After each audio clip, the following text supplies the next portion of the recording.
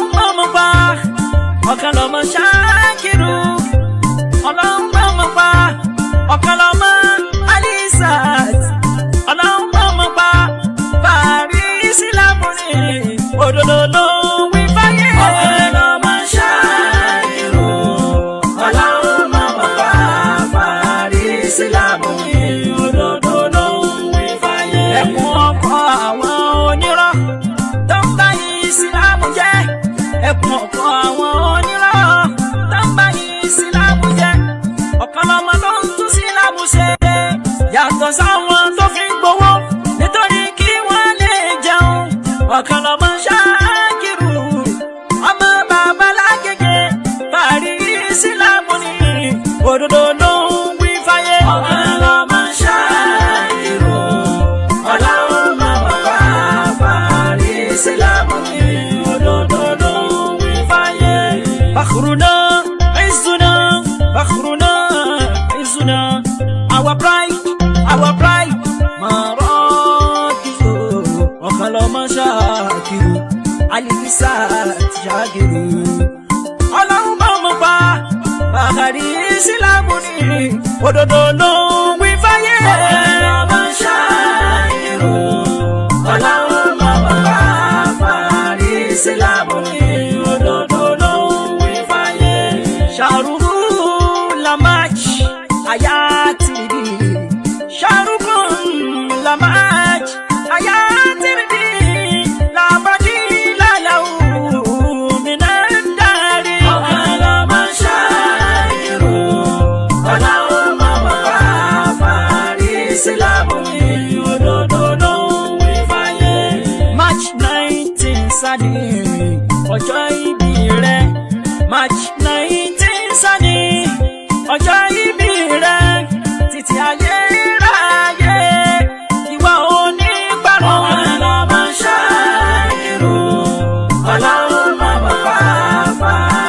Ìsìlámù ní òdodo ló ń wí fáyé. Wá gbà kíkí mi ọmọ bàbá lágége wá gbà kíkí mi olùtún Ìsìlámù ṣe wá gbà kíkí mi ọmọ Ṣakiru Ọlọ́run mọ̀ pa parí Ìsìlámù ní òdodo ló ń wí fáyé. Ọ̀kalọ́mọ Ṣakiru Ọlọ́run Ìsìlámù ní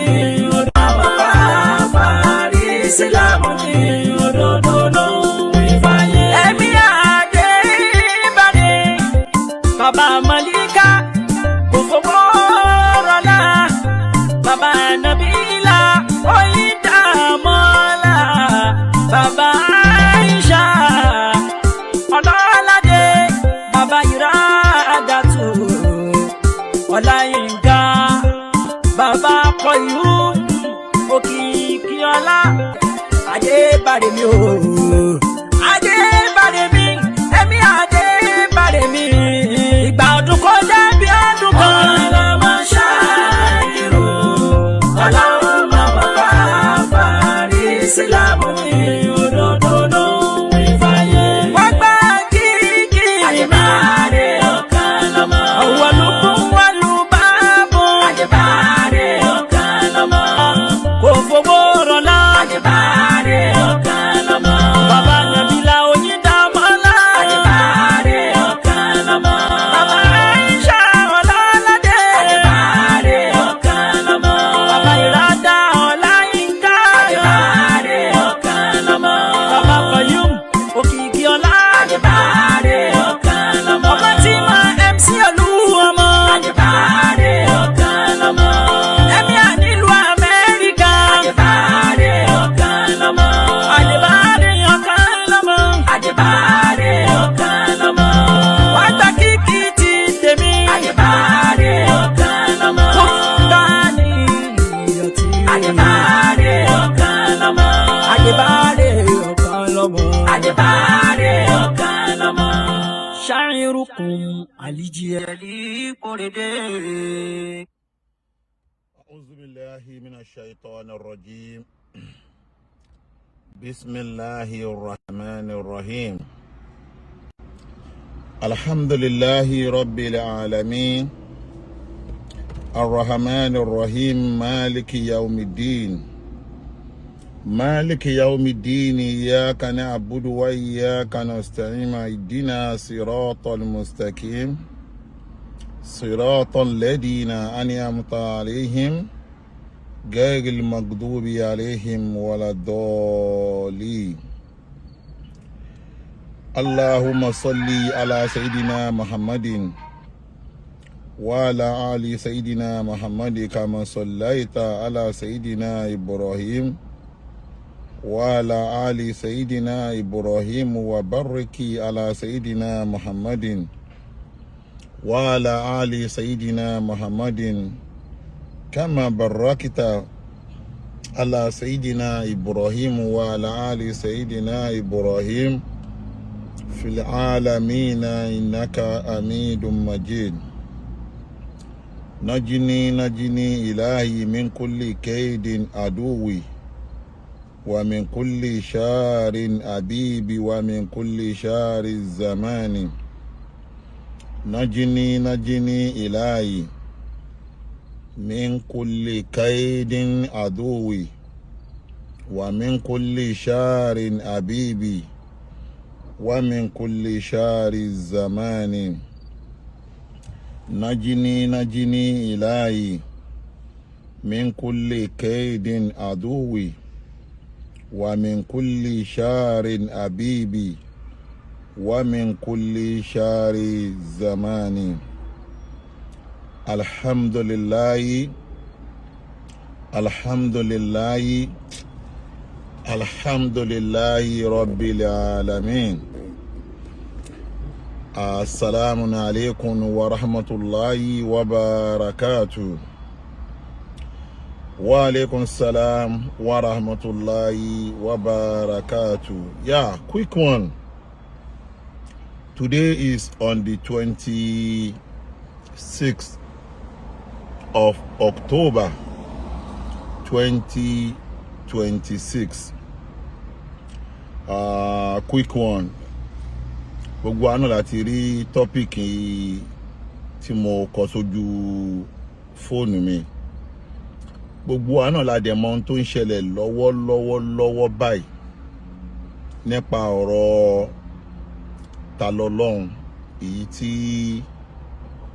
wọ́n make attempt láti lọ arrest ní àná nílùú Ìbàdàn, ṣùgbọ́n tó já sí wípé pẹ̀lú kádàrá Ọlọ́run àti sábàbí Chief Sunday Adéyẹmọ Igboho, Ọlọ́run ní kíká arrest náà má wá sí ìmúṣẹ. Gbogbo àwọn èèyàn wá ń jáde lórí ọ̀rọ̀ fídíò náà báwọn mùsùlùmí ṣe ń jáde láti àná, kódà ọ̀pọ̀lọpọ̀ àfáà mi gan tí mi ò tiẹ̀ fẹ́ rírí lórí social media lórí ọ̀rọ̀ yìí, àwọn náà jáde, wọ́n tan kámẹ́rà. Àwọn tá ti wà rẹ́gúlà náà, ọ̀pọ̀lọpọ̀ náà, àwọn náà tan kámẹ́rà láti wí pé oníkálukú náà ló ń sọ view ẹ̀ lórí ọ̀rọ̀ incident tó ṣẹlẹ̀ lánàá nílùú Ìbàdàn pẹ̀lú Talọlọ́run àti àwọn ọlọ́pàá tó wá láti ìlú Ìlọrin tí wọ́n fẹ́ wá àrẹ́sì Talọlọ́run. Pẹ̀lú ìgbìyànjú àwọn ọlọ́pàá náà, a rí pé gbogbo wa náà la padà rí wípé Chief Sunday Igboho Adéyẹmọ, Ọlọ́run lò wọ́n ní sábàbí, torí pé Allahu muqaddara wa nas musabbabu. Gbogbo ohun tó bá ń ṣẹlẹ̀ láyé yìí, tó bá ti ṣẹlẹ̀ láyé yìí, Ọlọ́run ọba subhanahu wa ta'ala, òun lọ́ba tó ti pèpò kádàrá pé nǹkan yẹn máa ṣẹlẹ̀. Ṣùgbọ́n wa nas musabbabu, Ọlọ́run máa wá ń lo ìkan nínú àwọn ẹrú ẹ̀ láti fi ṣe sábàbí gbogbo ìṣẹ̀lẹ̀ láyé. Ṣùgbọ́n Ọlọ́run lo olóyè Sunday Adéyẹmọ Igboho láti fi ṣe sábàbí pé Talọlọ́run wọn ò ní rí gbé kúrò nílùú Ìbàdàn lánàá. Now, oníkálùkù wa ti sọ view ẹ̀, ṣùgbọ́n kí ni view èmi lórí ọ̀rọ̀ náà? Gbogbo ayé ti mọ̀ tẹ́lẹ̀tẹ́lẹ̀ wípé gbogbo ayé, everybody ti mọ̀ wípé ọ̀rọ̀ tó bá ti ní í ṣe pẹ̀lú Islamic aspect, ọ̀rọ̀ tó bá ti ní í ṣe pẹ̀lú Islamic aspect, ẹjọ́ gbogbo ẹ̀yin tẹ́ ti wọlé, mo fọba tó ní bẹ́yìn,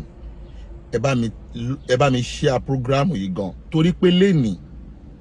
gbogbo wa la máa padà rí òdodo tó wà lábẹ́ gbogbo tó ṣẹlẹ̀ lánàá yẹn. Gẹ́gẹ́ bí nǹkan tí mò ń bá bọ̀ pé gbogbo ayé ti mọ̀ wípé ọ̀rọ̀ tó bá ti ṣẹlẹ̀ ní Islamic aspect, tí gbogbo ayé bá fẹ́ gbọ́ òdodo lábẹ́ ọ̀rọ̀ náà, pé fẹ́ mọ ohun tó ń ṣẹlẹ̀ gangan o, tí gbogbo ayé bá fẹ́ mọ ohun tó ń ṣẹlẹ̀ gangan lábẹ́ ọ̀rọ̀ tó bá ṣẹlẹ̀ ní Islamic aspect o, ọ̀dọ̀ kan lọ́mọlẹ́ ti máa gbọ́. Mi ò dẹ̀ ń dédé sọ̀rọ̀, gbogbo ayé ti mọ̀ pé ọ̀kan lọ́mọ kì í dédé sọ̀rọ̀. Tí ò bá ti sí ẹ̀rí ọ̀rọ̀ tí mo fẹ́ sọ yẹn, tí ò bá ti sí ẹ̀rí ọ̀rọ̀ yẹn nílẹ̀, kò sí ọ̀rọ̀. Láyé ṣe ń pè mí ní kò sẹ́ẹ̀rí, kò sọ̀rọ̀. Gbogbo ẹ̀yin tẹ́ ti wọlé pátá, gbogbo yín ni mo kí, ẹ má bínú, mi fẹ́ kí àdírẹ́sì pọ̀ jù lẹ́tà lọ, mo fẹ́ lọ straight to the point, because ẹnu iṣẹ́ ni mo wà lẹ́nu, iṣẹ́ ti bẹ̀rẹ̀ padà. Ẹ mọ̀ pé mo tó bá ń ṣiṣẹ́ déédéé, ó máa lásìkò gbádùn. Mo ti gbádùn, mo ti lọ fún vacation, mo ti padà sẹ́nu iṣẹ́, mo kàn ní just only 1 hour àbí nǹkan kan kíkan sáré fi ṣe sáré pass information yìí, torí pé ọ̀pọ̀lọpọ̀ àwa tá à ń ṣe fídíò, oníkálùkù ń sọ ọ̀rọ̀ gẹ́gẹ́ bí ìhà tí ọ̀rọ̀ náà kọ sí.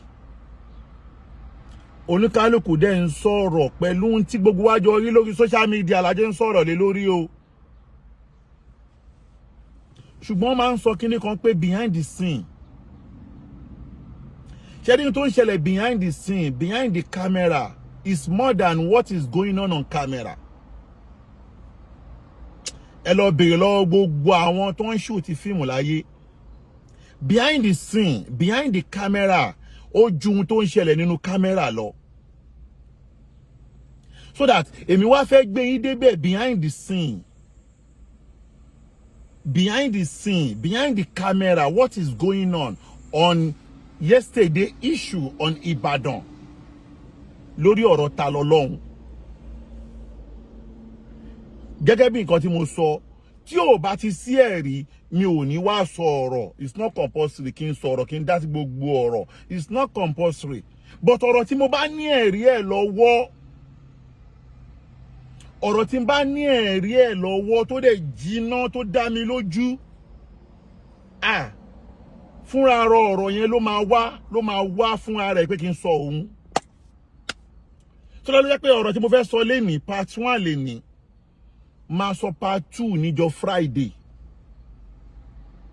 ṣùgbọ́n mo kàn fẹ́ enlight gbogbo àwa mùsùlùmí pàápàá jùlọ ìlú Ìlọrin pàápàá jùlọ ìlú Ìlọrin ni mo jẹ́ sọ tọ́pìkì yìí ní Ìlọrin ẹ fura o Ìlọrin ẹ fura o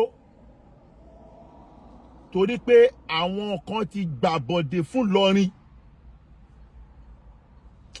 wàláhì tàláhì èmi máa kó ẹ̀rí wálé ní gbogbo yín máa rí díẹ̀ dẹ̀ ni máa mú wálé ní díẹ̀ màá wá fi àwọn kan sí màá fi wọ́n sí short pákà wọ́n máa fòbọ́ jà before Friday wọ́n bí àwọn dá torí pé máa challenge àwọn kan lénìí tí wọ́n bí wọn dá ń gbọ́dọ̀ jáde before Friday kí wọ́n fún wọn ní part 2 Ìlọrin ẹ fura o àwọn kan ti gbàbọ̀dè fún Ìlọrin ẹ dẹ̀ mọ̀ wípé nǹkan kan lọ́lọ́run ò ní kápá àti ṣe inú gbogbo iṣẹ́ Ọlọ́run pátá kíní kan tọ́lọ́run ò ní ṣe làbòsí Ọlọ́run dìdí sọ ni pé mo ṣe àbòsí léèwọ̀ fún ẹ̀mí ara mi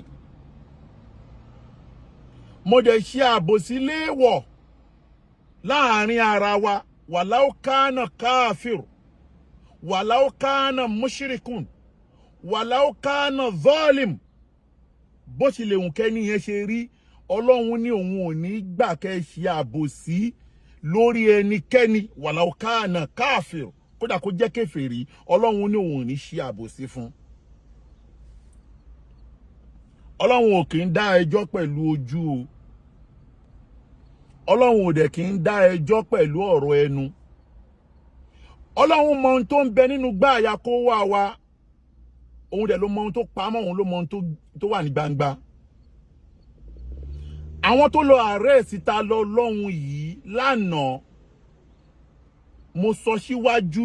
kádàrá Ọlọ́run ti wà nínú láwùlì màfúsì kádàrá Ọlọ́run ti wà nínú láwùlì màfúsì wípé wọn ò ní rí ta lọ lọ́hun mú lánàá pẹ̀lú sábàbí Chief Sunday Adéyẹmọ Ìgbòho gbogbo àwọn mùsùlùmí ajáde lè ní lóòótọ́ lódodo ọ̀pọ̀lọpọ̀ mùsùlùmí attack Chief Sunday Ìgbòho ọ̀pọ̀lọpọ̀ mùsùlùmí bẹ́ẹ̀ sí attack Chief Sunday Ìgbòho ihun tí gbogbo ayé mọ̀ tó dájú ṣáká ni wípé inú ẹni tí ó fọ́ fún Chief Sunday Ìgbòho number 1 ọ̀kan lọ́mọ ni number 1 tí ó fọ́ tí ó ń fọ́ tó bá ké Chief Sunday Ìgbòho ohun tí wọ́n ṣe yìí kò já sí pé ó ní sábàbí pé Ọlọ́run ló lò wọ́n lé lórí gbọ́ mi yé o wàá máa padà gbé ẹ débẹ̀ o ó máa yí ẹ lénìí o ó máa yí ẹ o wàá mọ̀ pé Ọlọ́run ò ní ṣe àbòsí Ọlọ́run ò ní fi àyè lẹ̀ fún àbòsí níṣẹ́jú kan fi ara balẹ̀ kó gbọ́ ọ̀rọ̀ mi délẹ̀ o má ṣì mí gbọ́ o dẹ̀ má lọ ṣì mí kọ́ọ̀tì o má ṣì mí kọ́ọ̀tì o bàbá mi tẹ love like and share tí ó bá yẹ pé Chief Sunday Igboho kò ń ṣe pé bóyá àwa yìí mo ti rí mo detect pé Ọlọ́run ló lò wọ́n ní sábàbí gẹ́gẹ́ bí àdéhùn tó ń bẹ láàrin èmi àti Chief Sunday Igboho àtọlọ́run ipe gbogbo ọjọ́ Chief Sunday Igboho bá tún dá sọ̀rọ̀ àwa mùsùlùmí èmi fún ara mi àtijọ́ jàdéhùn pé gbogbo tó wà ń wà kájọ fi ra wa ṣe lórí social media ṣùgbọ́n lórí eléyìí tí Chief Sunday Igboho ṣe yìí Ọlọ́run ló lo Sunday Igboho pẹ̀lú kádàrà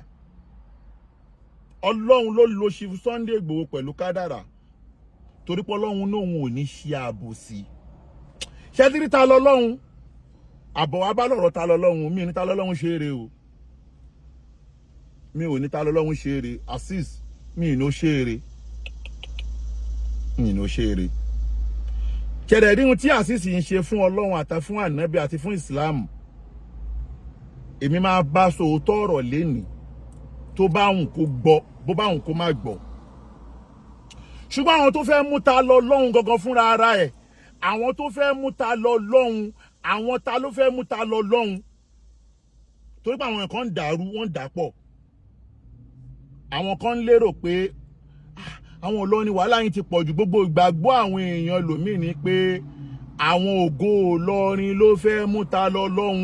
torí pé àwọn ni wọ́n kọ́kọ́ mú lákọ̀ọ́kọ́.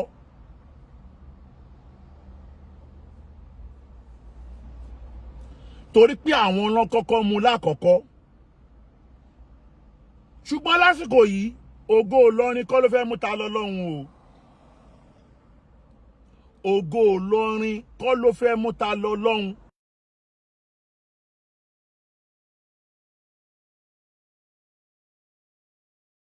Ògo Ìlọrin ò dẹ̀ ní ìmọ̀ nípa gbogbo ohun tó ṣẹlẹ̀ lánàá yẹn. Ògo Ìlọrin ò ní ìmọ̀ nípa ẹ̀ o. Máa gbé yín débẹ̀ o. Ògo Ìlọrin ò ní ìmọ̀ nípa ẹ̀ rárá. Ṣùgbọ́n àwọn tó fẹ́ mú ta lọ lọ́hùn, àwọn ta ló fẹ́ mú ta lọ lọ́hùn. Àwọn ta ló fẹ́ mú ta lọ lọ́hùn. Àti pé àwọn tó fẹ́ mú ta lọ lọ́hùn yìí, ṣọ́mọ Ìlọrin ni wọ́n lóòótọ́. Torí pé orúkọ ẹgbẹ́ tó fẹ́ mú ta lọ lọ́hùn. Mo wà lórí live program. Màá bẹ̀ sọ. Àwọn ẹgbẹ́ tó fẹ́ mú ta.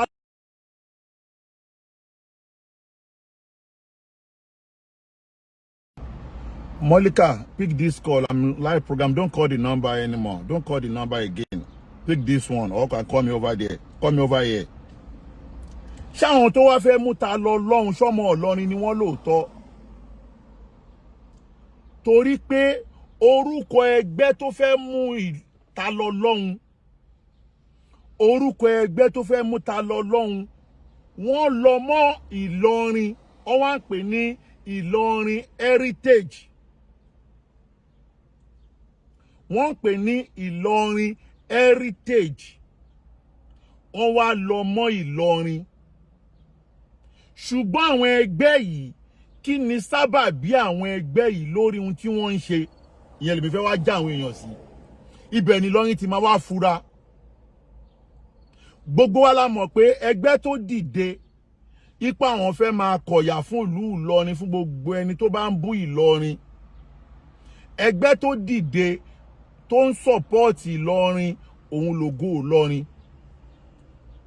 Iṣẹ́ tẹ́gbẹ́ yìí wá gbé dání ni pé gbogbo ẹnikẹ́ni tó bá ti bú ọmọ àáfàá Ìlọrin àbó bá bú ọba Ìlọrin ó bó lóyè Ìlọrin. Olóyè Ìlọrin, ọba Ìlọrin ni wọ́n ń ṣiṣẹ́ fún o. Kò ń ṣe pé gbogbo indufidua nílùú Ìlọrin. Indufidua kan náà ń ṣiṣẹ́ fún o. Wọ́n ń ṣiṣẹ́ fún ọba Ìlọrin, olóyè Ìlọrin àtàwọn àfáà nílùú Ìlọrin, but àwọn tó kọ́mọ̀ jù àwọn olóyè ọba ni wọ́n protect. Now gbogbo wa la wá mọ̀ pé ẹni àkọ́kọ́ tí ògo Ìlọrin kọ́kọ́ bẹ̀rẹ̀ iṣẹ́ lé lórí tí wọ́n torí ẹ̀dẹ́gbẹ́ yẹn gangan sílẹ̀ Saheed Shittu ni. Gbogbo wa la mọ̀. Ìgbà ni wọ́n fún èmi ní award lórí iṣẹ́ tí mo ti ń ṣe tó ògo Ìlọrin tó bẹ̀rẹ̀ nípa káwọn èèyàn máa bú àwọn àfáàná fún mi láwọ́ọ̀dù lẹ́sánà lèwo làmáyé. Ẹ máa wá gbọ́ o. Ní ìgbà tí ògo Ìlọrin wá bẹ̀rẹ̀ pẹ̀lú Saheed Shittu lórí gbogbo aburú tí Saheed Shittu ṣe fún àwọn àfáà Ìlọrin tó pọ̀, lórí bí Saheed Shittu ṣe láálé ọba Ìlọrin bóyá dìfèmù ọba Ìlọrin débi pé lẹ́nu Saheed kò sórúkọ tí ò pé ọba Ìlọrin àti mọ́ọ̀mù Ìlọrin. Ọjọ́ tí a jẹ oyè tí wọ́n wú ògo Ìlọrin, alẹ́ ẹjọ́ yẹn Saheed bọ́ta ó láálí sífù ìmọ̀ọ̀mù Ìlọrin, ó láálí ọba Ìlọrin, ó láálí gbogbo olóyè Ìlọrin. Débi wípé lẹ́nu Saheed ó ń pe ọba Ìlọrin ní tọ́gùtì. Màá play fídíò ẹ̀ mò ń bọ̀. Mo ti ń bọ̀ o. Now ògo Ìlọrin wá bẹ̀rẹ̀ iṣẹ́. Kò sí ẹni tí ó mọ akitiyan àti gbìyànjú tọ̀kan lọ́mọ ṣe lórí kí a lè dẹ́kun ìbanilórúkọ jẹ́ àwọn àfáà. Kódà mi ò support àáfà Abẹ́òkúta tó àáfà Ìlọrin. Àáfà Ìlọrin, ọba Ìlọrin, ìmáàmù Ìlọrin, mufti Ìlọrin ni mo support, mo gbé sórí jù. Àwọn ògo Ìlọrin wá bẹ̀rẹ̀ iṣẹ́ lórí ìgbìyànjú pé báwo ni wọ́n ṣe máa mú Saheed. Gbogbo ìgbìyànjú táwọn ògo Ìlọrin wá ṣe tó gbé Saheed dé court. Saheed ní bench warrant 4 ọ̀tọ̀ọ̀tọ̀ òun lélẹ́yìí. Saheed Shittu ní bench warrant oríṣiríṣi 4 ọ̀tọ̀ọ̀tọ̀ òun lélẹ́yìí. Òun lélẹ́yìí o. Ẹ máa wo Saheed Shittu ní oríṣiríṣi bench warrant nígbà náà. Yes, okay, méjì ló lè gbà. Now, ẹ jẹ́ tún gbé méjì mi wá. Stop it. Padà má lọ hang o. No. No, me delete mi o. Má delete ẹ kọ́. Stop.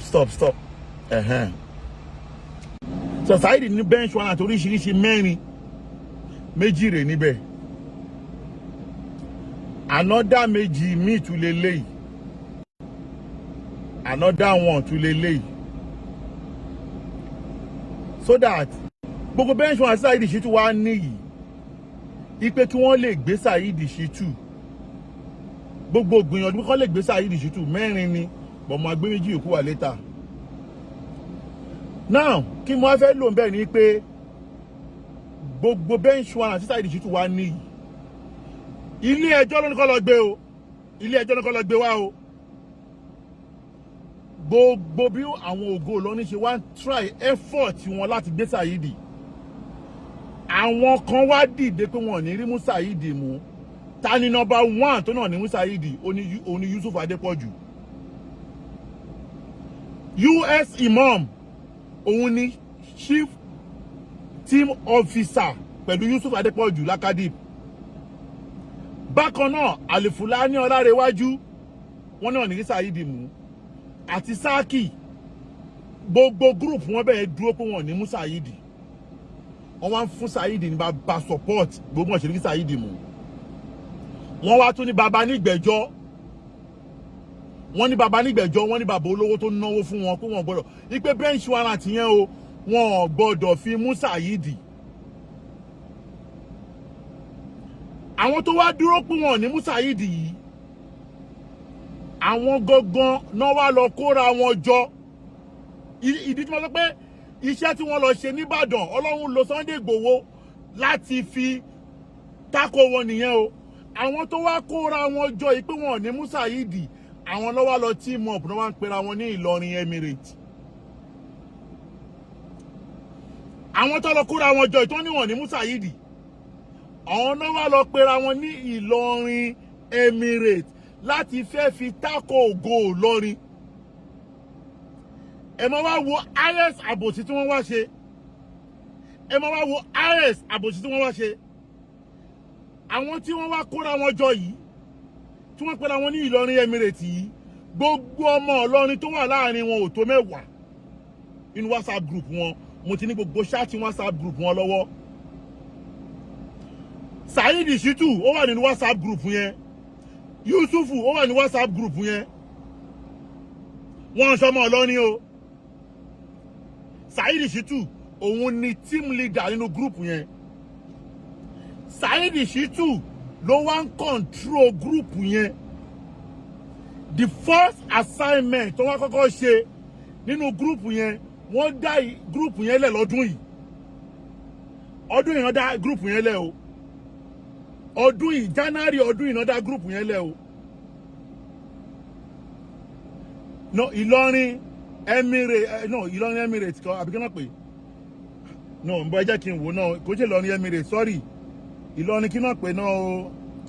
Mo ń bọ̀ ọmọ ẹ̀ kí n pè ní Ìlọrin Emirate kan o. Heritage, ẹ má bínú. Ìlọrin Heritage kò ṣe Emirate, ẹ má bínú. Ìlọrin Emirate kan, Heritage. Ẹ ṣe kan gbé ìjẹ correct mi. Ìlọrin Heritage ni wọ́n pè, kò ṣe Ìlọrin Emirate o. Ìlọrin Emirate wà lọ́tọ̀. Ìlọrin Heritage làwọn pè. Emirates kọ́ mo ti correct ara mi wọ́n wá mọ̀ọ́mọ̀ wọ́n wá lọ orúkọ yẹn mọ́ bí ògo Ìlọrin náà nígbà tí wọ́n wá rẹ́gísítà ẹgbẹ́ yẹn wọ́n wá sọ ní son and daughter of Ìlọrin gẹ́gẹ́ bí Ìlọrin náà ṣe ń jẹ́ son gẹ́gẹ́ bí ògo Ìlọrin ṣe ń jẹ́ son and daughter Ìlọrin heritage ni kò ṣe Emirates ẹ má bínú heritage mo ti correct ara mi Ìlọrin heritage àwọn tó wá kóra wọn jọ yìí Saheed Shittu ló wá jẹ́ group leader wọn nínú group yẹn ẹ máa wá gbọ́n tó kọ́kọ́ ṣe o tí wàá gbé yín débẹ̀ kí lọ́rọ̀ yìí ṣe wá kàn mí mi bá má wà dá sí ṣé ní nǹkan tó ṣe fún ta lọ́lọ́run mi ò bá má wà dá sí mi bá má dá sí torí pé ta lọ́lọ́run náà fún ara ẹ̀ ihun tó ń ṣe fún ìsìláàmù wa ò dá ihun tó ń ṣe fún ìsìláàmù wa kò dá rárá so that but kí ni ọ̀rọ̀ yìí wá fi kàn mí tí mo wá fi dá sí ni wípé ṣé ẹ lè gbàgbọ́ pé wọ́n dá ẹgbẹ́ yìí lẹ̀ ní January of this year January this year náà dẹ́gbẹ́ yìí lẹ̀ o the first assignment táwọn ẹgbẹ́ yìí kọ́kọ́ máa ṣe the first assignment táwọn ẹgbẹ́ yìí kọ́kọ́ ṣe ní January of this year òun ni wípé èmi tí mò ń support Ìlọrin èmi tí mò ń gbógun ti àwọn tó ń bú Ìlọrin èmi tí mò ń support ọba Ìlọrin gbogbo ayé ló mọ̀ gbìyànjú mi lórí ògo lórí Ìlọrin èmi tí mo wá ń ṣe gbogbo nǹkan tí mò ń ṣe fún Ìlọrin yẹn the first assignment ẹgbẹ́ ìkọ́ máa ṣe ni pé èmi náà kọ́ ṣe petition lé lórí ẹgbẹ́ yẹn èmi náà kọ́ ṣe petition lé lórí wọ́n máa ti petition yẹn ẹ̀tún wá wo aburú tí wọ́n wá ṣe fún mi tí ó bá ṣe Ọlọ́run tó ń yọ mí ò fi mí lẹ̀ ìṣẹ́jú kan Ọlọ́run tó ń yọ mí ò fi mí lẹ̀ ní ìṣẹ́jú kan nítorí gbogbo ìgbìyànjú wọn lórí pé wọ́n kọ́kọ́ lo Òṣogbo mo járáǹkì wọn lórí pé mò ń sọ́pọ́ọ̀tì òdodo lórí pé mò ń jáṣẹ́ wọn wọ́n wá tún wá lo orúkọ Ìlọrin wọ́n wá ṣe petition lọ sí Àbújá ní Interpol ní Àbújá kẹlẹ́bá wàlá àwọn ẹgbẹ́ yẹn bá bá olórí burúkú ni wọ́n tó bá rí pé mo parọ́ kí wọ́n jáde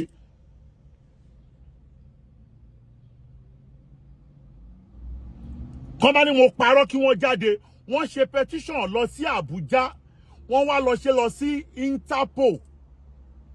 ìpè kí Interpol wá gbé mi l'Amẹ́ríkà àwọn olórí burúkú ẹgbẹ́ tí wọ́n ń ba Ìlọrin jẹ́ tí wọ́n ń gbàbọ̀dè fún Ìlọrin yìí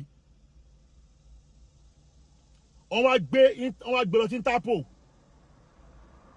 wọ́n wá lo àwọn mẹ́ta sínú láti fẹ́ fi gbàbọ̀dè fún Ìlọrin láti pé èmi tí mò ń support Ìlọrin èmi tí mò ń gbógun ti ìbàjẹ́ pé kí wọ́n má bà Ìlọrin lórúkọ jẹ́ nítorí pé a fẹ́ mú Saheed gbogbo gbìyànjú mi wọ́n wá lo Alifulani wọ́n lò àti pé inú ti competition wọ́n lo onírú àbóníkan wọ́n lò sínú petition wọ́n tún wá lo àáfàá kan tí Saheed Shittu ń tẹ̀lé tẹ́ pé òun ló sọ fún Saheed yìí pé ẹni tó bá ń kúnlẹ̀ fún ọtọ́ gúútì lónítọ̀hún àáfàá tí Saheed Shittu ń tẹ̀lé tó ní pé ìkúnlẹ̀ ò dá nínú ìsìláàmù tó sọ wípé ẹni tó bá kúnlẹ̀ fún tọ́gútì ni àáfàá yẹn ló sọ fún Saheed ní Saheed fi sọ fún ọba Ìlọrin pé kán kúnlẹ̀ fún èèyàn tọ́gútì ni àáfàá yẹn ni wọ́n wá lò gẹ́gẹ́ bí petitioner àwọn mẹ́ta yẹn ni wọ́n wá lò ẹ̀rí rèé o tí ó bá sí ẹ̀rí kò sọ̀rọ̀ o petition yẹn lélẹ́yìí máa gbé wá òun lélẹ́yìí petition yẹn ni òun lélẹ́yìí àwọn ọlọ́pàá wá send invitation sí mi láti Interpol òun lélẹ́yìí ó máa yà wọ́n lẹ́nu nǹkan tí mò ń sọ yìí láti February 9 náà ti competition yìí ni wọ́n ti send invitation yìí sí mi February 9 náà ṣe petition yìí February 10 náà send ẹ̀ sí mi jàre February 10 ẹ wo orí ẹ̀ ẹ rí pé Interpol ló wà lórí ẹ̀ ẹ ti rí Interpol ló wà lórí ẹ̀ òun lélẹ́yìí ẹ rí February 9 to 2026 Interpol ló wà lórí ẹ̀ ẹgbẹ́ yẹn gangan ló ṣe nítorí pé wọ́n fẹ́ defend Saheed Shittu wọ́n fẹ́ defend Saheed Shittu ṣùgbọ́n ẹgbẹ́ ìgbà tó wọ́n kọ wọ́n send invitation yìí sí mi wọ́n send invitation yìí sí mi ní February 10 ọlọ́pàá tó send invitation yẹn ní February 10 ó send ẹ̀ sórí WhatsApp mi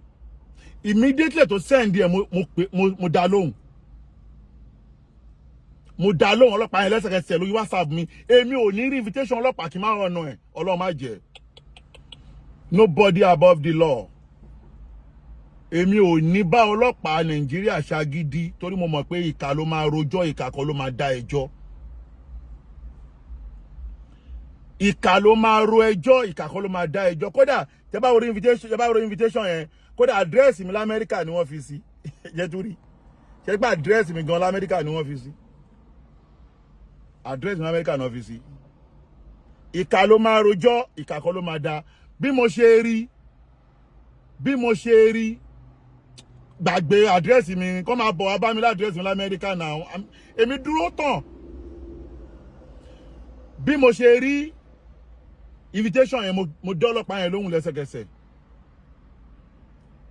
nígbà tí mo dá ọlọ́pàá yẹn lóhùn mo ní kí ló ṣẹlẹ̀ ó ní àwọn fẹ́ rí mi ní Àbújá wọ́n send invitation on the 10 of February on the 10 of February wọ́n send invitation sí mi wọ́n wá ní kí n yọjú ní on the 18 wọ́n ní kí n yọjú on the 18 ìjọ́ kẹjọ síra wọn mo dẹ̀ ṣáàtì ọlọ́pàá yẹn mo ní ṣe ẹ̀rí aláìsí mi tẹ́ ń bá sọ̀rọ̀ Amẹ́ríkà ni mo wà ó ní yes mo dẹ̀ pé a jọ sọ̀rọ̀ mo ní ṣé o mọ̀ pé Amẹ́ríkà ni mo wà ó ní yes mo ní how come èmi tí mo wà l'Amẹ́ríkà ẹni kí n yọjú lọ́ndì on the 18 ẹ send invitation sí mi lẹ́ni lọ́ndì 10 kò lè possible Amẹ́ríkà ò kì í ṣe kò sí Ìbàdàn Amẹ́ríkà ò kì í ṣe lọ́rin sí Ìbàdàn Amẹ́ríkà ò ń ṣe kódà bí wọn bá fẹ́ lọ sí Nàìjíríà ó máa palẹ̀ mọ́ ara ẹ̀ ni mo ní ṣùgbọ́n màá ọ̀nà invitation ọlọ́pàá mi ò ní disagree pẹ̀lú ọlọ́pàá ọ̀nà tí máa dẹ̀gbà ọ̀nà yín ni pé màá rán lọ́ọ̀yà mi wá mo dẹ̀ gbé lọ́ọ̀yà jáde lọ́ọ̀yà méjì mo gbé lọ ìkan Haúsá ìkan Yorùbá l'Àbújá ọ̀rọ̀ tí mò ń sọ yìí mi ò sọ lórí social media rí àsìkò ọ̀rọ̀ tọ́ torí tí wọ́n ṣe lánàá yẹn ìdí tọ́lọ́run ò fi fún wọn láṣeyọ orílẹ̀ ń rí yẹn gbogbo ọbẹ̀ tá a bá fi àbòsí konú ẹ̀ kò ní jiná bọ̀rọ̀ àbòsí náà fi kó ẹgbẹ́ yẹn jọ àbòsí ló kó ẹgbẹ́ yẹn jọ àfi tí ẹ bá fi mí sínú àbòsí yín mọ́ lẹ máa succeed mo sọ fún yín pé gbogbo jọ́kíjọ́ tí ẹ bá máa gbèrò aburú lé mi lórí ẹ lọ ṣe lásìkò tọ́lọ́run bá ń sùn lọ́wọ́ tí Ọlọ́run ò bá sùn látàúsùwù sí iná tí wà láàánú òmù tí Ọlọ́run ò bá sùn tí ò dẹ̀ ní tó ń gbé ẹ ní sọ̀sídà aburú kan lé mi lórí ẹ wà ní dáwọ́lé nǹkan kan kẹ́ ṣàṣeyọrí torí pé gbogbo yín mọ̀ pé aláburú ni Saheed Shittu ẹ dẹ̀ ń protect aburú Saheed Shittu nítorí àti jẹ yín ẹ wá tí gbọ́ nǹkan kan o mo wá sọ fún wọn pé mi ò lè wá bọ̀ màá lọ́ọ̀yà mi wá lọ́ọ̀yà mi dẹ̀ lọ́ọ̀yà mi lọ ní on the 18 yẹn lọ́ọ̀yà mi lọ attend wọn lọ́ọ̀yà mi jí ìmọ̀ wọn lọ kódà lọ́ọ̀yà mi dẹ̀ tún kọ ìwé tèmi náà dẹ̀ kọ lẹ́tà mi padà sí wọn pé ẹni tẹ́ ẹ pé yìí o America resident ni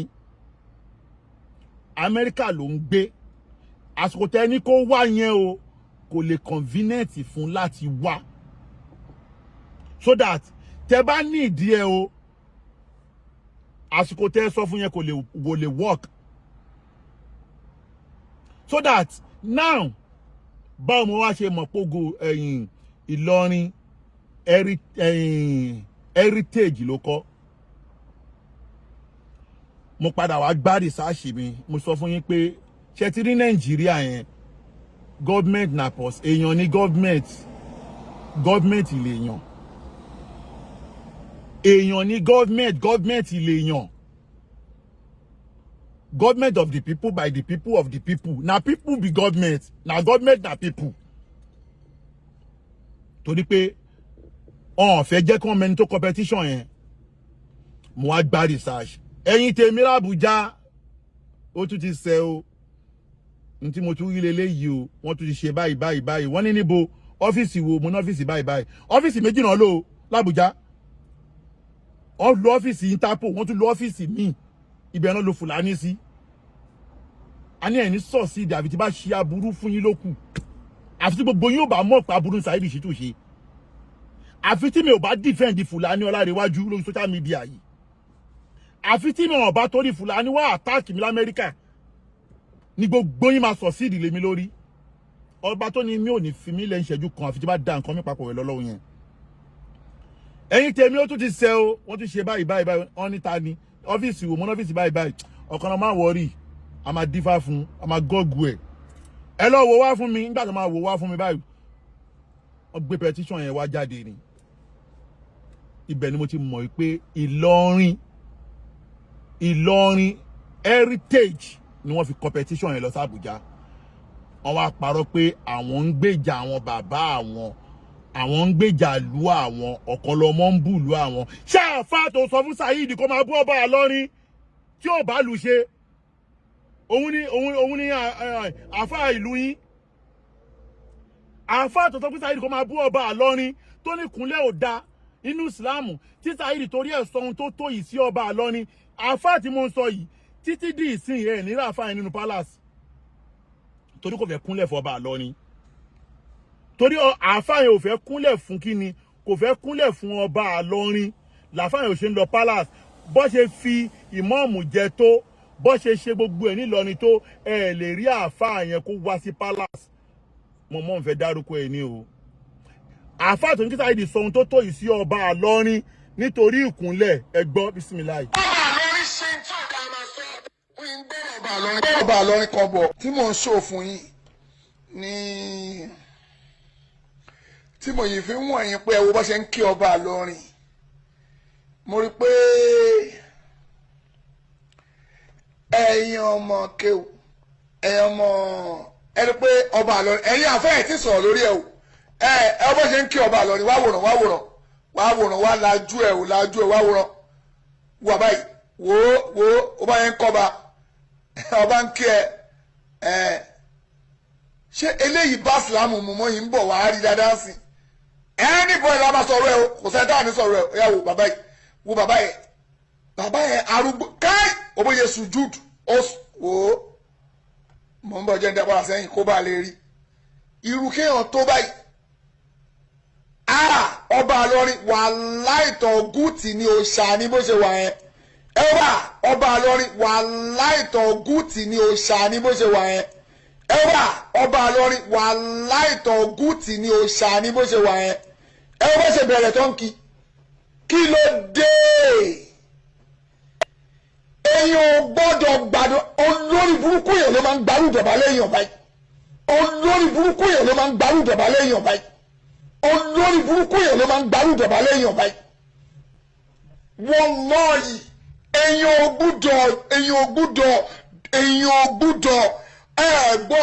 kí èèyàn báyìí ẹni tẹ́ bá kí báyìí olórí burúkú ni báyìí ẹni tẹ́ bá kí báyìí olórí burúkú ni báyìí ẹni tẹ́ bá kí báyìí olórí burúkú ni gbogbo ẹnu mo fi sọ ẹni tẹ́ bá kí bẹ́ẹ̀ olórí burúkú ni ẹ̀yin olórí burúkú tẹ́ lè bára yín sọ̀rọ̀ lórí ọ̀rọ̀ yẹn ẹ̀rù báyìí tẹ́yìn ò bá lè bára yín sọ̀rọ̀ ṣe ẹ̀rù báyìí ń bà wá tẹ́rù bá ń ba gbogbo èèyàn ẹ̀yìn omi kó bẹ́ẹ̀ o olórí burúkú èèyàn tí ò ní kò lọ́rùn Ọlọ́run náà máa ń kí bẹ́ẹ̀ olórí burúkú èèyàn tí ò ní kò lọ́rùn Ọlọ́run náà máa ń kí bẹ́ẹ̀ olórí burúkú èèyàn tí ò ní kò lọ́rùn Ọlọ́run náà máa ń kí bẹ́ẹ̀ olórí ibú lẹ́yìn tó ń kí bẹ́ẹ̀ ẹni odidi ọba Ìlọrin Saheed Shittu lórí ibú àbó lórí ibú nìwọ tó sọ pé odidi ọba Ìlọrin Saheed Shittu kò bẹ̀rù wọn ó ti di àwọn àgbàlagbà àfà lórí ẹbí bí àwọn ẹni Ọlọ́run ló ń bú bẹ́ẹ̀ ṣẹ́ni Ọlọ́run náà máa ń kí bẹ́ẹ̀ kò ní ta fún bàbá ẹ̀ olórí ibú ààrẹ ṣẹ́ni Ọlọ́run náà ń kí bẹ́ẹ̀ yẹn èmi kò ti tú ò challenge láti tú. Yeah, now àáfàá tó sọ fún Saheed pé ìkúnlẹ̀ ò dá nínú Islam. Ìpẹni tí wọ́n bá ń kí bó ṣe ń kí ọba Ìlọrin epo lórí burúkú ni wọ́n ń kí bẹ́ẹ̀ lẹ́nu olórí burúkú ààrẹ. Ní Saheed tó ń pe ọba Ìlọrin ní tọ́gùtì nítorí pé wọ́n ń kúnlẹ̀. Àáfà yẹn ẹ lè rí láyé kó wá sí palace. Ẹ ní rí kó wọ palace torí pé kò fẹ́ kúnlẹ̀ fún ọba Ìlọrin ní àáfà tí ó gbà fún ọba Ìlọrin. Àáfà tí ó gbà fún ọba Ìlọrin náà wá lọ fi ṣe petition fún èmi l'Àbújá. Ní àáfà tó ń Gbabode fún Ìlọrin náà wá lọ fi ṣe petition fún èmi l'Àbújá. Náà wá ní kí Interpol wá gbé mi tó wá pé àwọn Interpol yẹn padà lo ọpọlọ wọn àtàwọn tó bá wa dá sí kọ́lọ́ má jẹ́ kó bàjẹ́ fún bàbá wa IG. Bàbá wa IG kódà IG àná wọ́n sì wà níbẹ̀ lásìkò yìí mo sọ̀rọ̀ yìí. Ọjọ́ tí wọ́n ń ṣe swearing fún IG tuntun yìí, IG tuntun Dòsùnmú tó débẹ̀ yìí, ọjọ́ tí wọ́n ń ṣe swearing fún ọjọ́ yẹn ni second day táwọn lọ́ọ̀yà mi tún lọ síbẹ̀ táwọn ọlọ́pàá yẹn wà tó ń attend àwọn lọ́ọ̀yà mi mọ́ torí ẹ̀mí jì làwọn lọ́ọ̀yà mi lọ. Ọjọ́ tí wọ́n ń ṣe swearing fún IG tuntun làwọn lọ́ọ̀yà mi tún padà lọ. Lórí àbòsí tó fẹ́ ṣe fún mi lórí pé wọ́n fẹ́ protect Saheed Shittu lórí tí Saheed Shittu tí ò da àfáà yẹn náà wà lọ lò wọ́n wá lo oníkanwà àbò ní irú kan náà ní Ìlọrin ìyẹn jẹ́ olóyè Ìlọrin. Ẹ jẹ́ ká wá pa yẹn tì Ọlọ́run ti dójú tì wọ́n torí petition wọn yẹn ò fly lọ́bì kankan mọ́. Àwọn tó dẹ̀ kó gbọ́ ní Ìlọrin ti gbọ́. Ìlọrin tí mo wá yẹn wà lára iṣẹ́ tí mo wá ṣe ní Ìlọrin. Gbogbo tí mo wá ṣe ní Ìlọrin kan mo gbé sórí social media pé ẹ̀yin tẹ́ ní Ìlọrin àwọn tó ní Ìlọrin gangan àwọn tó ní àṣẹ Ìlọrin mo jẹ́ kán mọ̀ wípé ẹ wo táwọn àwọn ará bíbà yìí ń ṣe lórúkọ Ìlọrin. Ṣé èmi ló jẹ́ kí àwọn kan dìde wọn náà fẹ́ fọlọ́pàá mú lórúkọ Ìlọrin pẹ̀lú adúrú ìyà tí mo jẹ lórí Ìlọrin. Wọ́n wá mọ̀ ọmọ yọ ògo Ìlọrin kúrò lára wọn torí pé wọn ò fẹ́ jẹ́ kí ayé mọ̀. Wọ́n wá play game kan ẹ̀yẹn sáré já àwọn èèyàn sí game yẹn. Kẹ́tìrí kó má yà yín lẹ́nu gbogbo ayé máa rí lọ́ọ̀yà kan láàrin wọn. Ó máa wá dàrú mọ́ yín lójú pé ṣebí lọ́ọ̀yà ògo Ìlọrin ló wà pẹ̀lú wọn yìí. Àgbọ̀n ní èṣì. Àìgbọ́ lọ́ọ̀yà kan ẹ máa rí lọ́ọ̀yà kan tẹ́ pé lọ́ọ̀yà yẹn ni ògo Ìlọrin ń lò tẹ́lẹ̀. Ẹ máa tún máa wá rí lọ́ọ̀yà yẹn láàrin àwọn Ìlọrin heritage yìí. Ó wá ń dàrú mọ́ àwọn èèyàn kan lójú pé ṣebí lọ́ọ̀yà kan náà tó go Ìlọrin ń lò tún ni lọ́ọ̀yà eléyìí rọ́ ni o géèmù ni wọ́n ń gbá o. Géèmù ni wọ́n ń gbá o. Mo sọ pé Ìlọrin Efunra wọ́n ti Gbabode. Ṣẹ́tírí set àwọn Yusuf Adépọ̀jù àwọn US Imam àwọn Alifulani àwọn Saki gbogbo set wọn yẹn gbogbo àti mọ̀ pé Saheed náà ń ṣiṣẹ́ fún. Gbogbo effort wọn láti mú Saheed nígbà tá fẹ́ mú Saheed wọ́n rí pé lọ́ọ̀yà tó ń ṣiṣẹ́ fún wa ni lọ́ọ̀yà ògo Ìlọrin yẹn ló ń ṣiṣẹ́ fún wa. Kí wọ́n á ní géèmù tí wọ́n gbá fún lọ́ọ̀yà yẹn ni pé wọ́n mú lọ́ọ̀yà yẹn wọ́n kàn tí nǹkan kan sí ni wọ́n kàn tọwọ́ bọ̀ lórí wọ́n kàn wọnú brain lọ́ọ̀yà yẹn ni. The first thing tó kọ́ máa ṣe fún lọ́ọ̀yà yẹn ni pé lọ́ọ̀yà yẹn wọ́n gbé mọ́ra wọ́n kọ́kọ́ fún ní payment màá dárúkọ payment tó mú ní rìsíìtì ẹ̀ lọ́wọ́ wọ́n kọ́kọ́ fún ní $1 million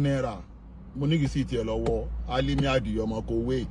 kí lọ́ọ̀yà yẹn bá ní pé mo parọ́ mọ́ òun kó bọ́ta kó ní irọ́ ni kódà màá dárúkọ lọ́ọ̀yà yẹn tó bá ní pé mo parọ́ mọ́ òun pọ́n fún òun ní $1 million kó jáde lọ́ọ̀yà Àjàsá wọ́n fún ní $1 million bàbá olówó ló fún ní $1 million ní àsìkò tó ń ṣe kéèsì Saheed Shittu lọ́wọ́ ni o lásìkò tó ń ṣe kéèsì bàbá tí ó gba gold lọ́wọ́ ni o ni wọ́n fún ní $1 million wọ́n ní pé àwọn fún nítorí pé bàbá ẹ̀ fẹ́ joyè òun ṣe kéèsì enemy lọ́wọ́ enemy wá fún ẹ ní $1 million kí bàbá ẹ̀ fẹ́ joyè mo dẹ̀ sọ fún mo ní pé owó tí wọ́n fún ẹ yìí wọ́n fẹ́ fi mú ẹ ní o mo ní wọ́n fẹ́ fowó yìí mú ẹ ní o ó ní wọ́n fún òun ní ṣùgbọ́n fún yàn kan ní ájì wọ́n fún yàn kan ní mọ́kà mo ní wọ́n ti ń gẹ̀ẹ́tì ẹ o ti ń ju dignity ẹnu o èmi mo sọ bẹ́ẹ̀ fún gbogbo ẹ̀rí ẹ̀ wà lọ́wọ́ mi conversation wa wà tó dájú receipt owó yẹn wà lọ́wọ́ mi bàbá Bàdígà mọ̀ sọ̀rọ̀ tí mò ń sọ yìí bàbá Bàdígà bá fa wàhálà pé àwọn tí máa lọ gbowó lọ́wọ́ àwọn ọ̀tá ó nígbà tóun ní ìdí owó ni mọ́tò òun bàjẹ́ bàbá Bariga tí mọ́tò ẹ bá bàjẹ́ bàbá Bariga ní kí mọ́tò ẹ bá bàjẹ́ ò ṣe sọ fún mi ká kó lọ fi gbowó lọ́wọ́ àwọn ọ̀tá mo ní àwọn tí máa pè tó máa fún ẹ lówó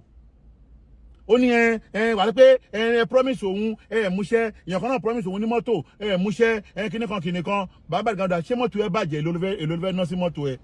ó ní 1.5 million naira ló fẹ́ ná sí mọ́tò òun ó dá owó tí wọ́n fún ẹ lọ dá padà bàbá Bariga ní owó tó fún ẹ lọ dá padà torí pé wọ́n máa padà lówó wọ́n máa lọ against ẹ o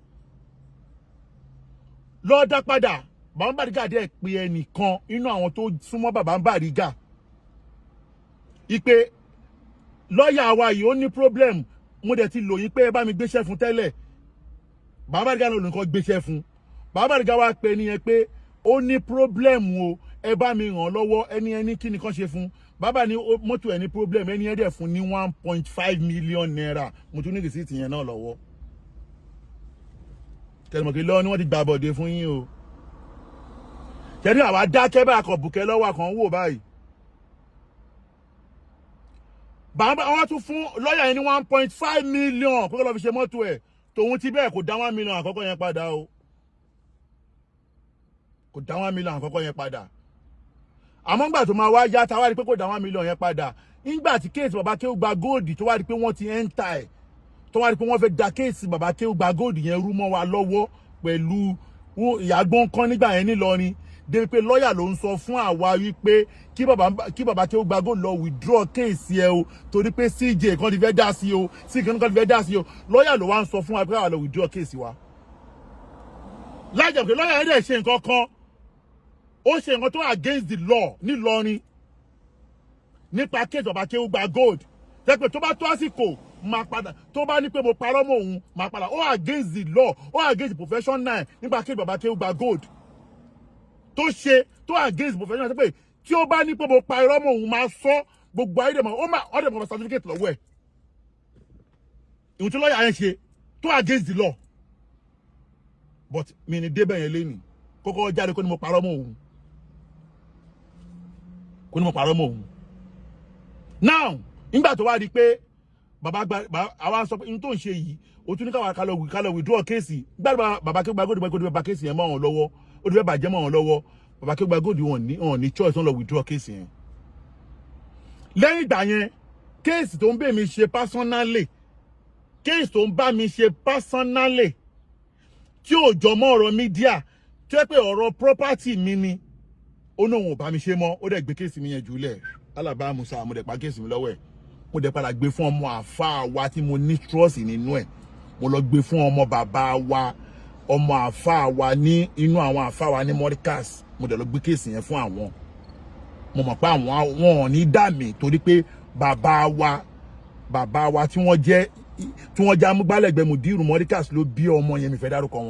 dárúkọ lọ́ọ̀yà yẹn so that now lẹ́yìn ìgbà yẹn ó ti wà pẹ̀lú wọn tẹ̀tẹ̀ bá ń rí pẹ̀lú àwọn èèyàn àwọn ẹni wọ́n ń lò kódà kó tó di wípé ó kúrò lọ́dọ̀ wa kó tó di pé ó lọ òyìn gbogbo àsìkò táwọn ṣe kéèsì Saheed Shittu yẹn òdáhùn sí ṣe Saheed Shittu yẹn ló ti di wípé ó ti ń lọ bá wọn lẹ́yìn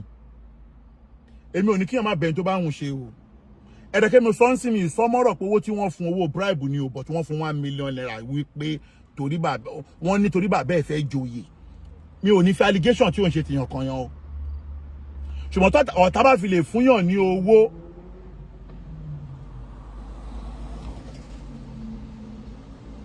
tí ọ̀tá bá fi lè fúnyàn lówó gbalamọ̀ túmọ̀ ẹ̀